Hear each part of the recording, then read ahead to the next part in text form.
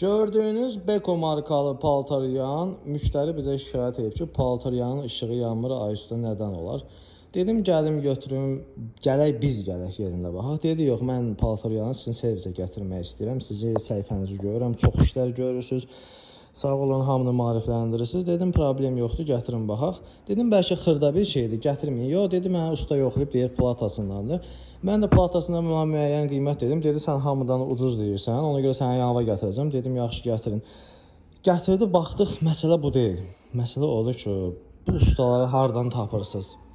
Elə ustalar var ki, gedir, baxır, diaqnostika edir, amma heç düzgün diaqnostika deyə bilmir, dərdini deyə bilmir.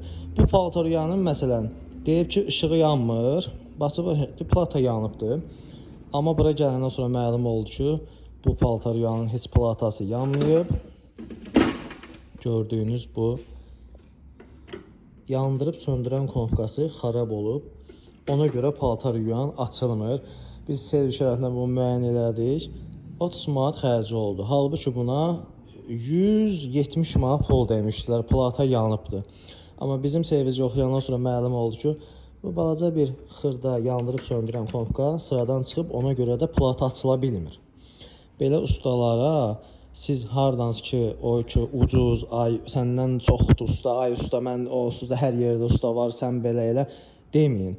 Normal ustaya normal qiymət verin. Ona görə də qabağınıza bax belə 170 manatlıq ustalar çıxacaq. Halbuki 35 manatlıq bir xərcə 170 manat deyiblər. Özünüzə yaxşı baxın. Heç olmasa bir dənə sağ oldan, çox sağ oldan yazın yorumlarda. Biz də bilək ki, sizin üçün faydalı oldu. Yəni ona görə deyirəm ki, usta çağıranda baxın işinə, kimdir, nə işləri görür. Onun haqqında məlumat alın, sonra onu çağırın. Yaxşı, özünüzə yaxşı baxın, sağ olun.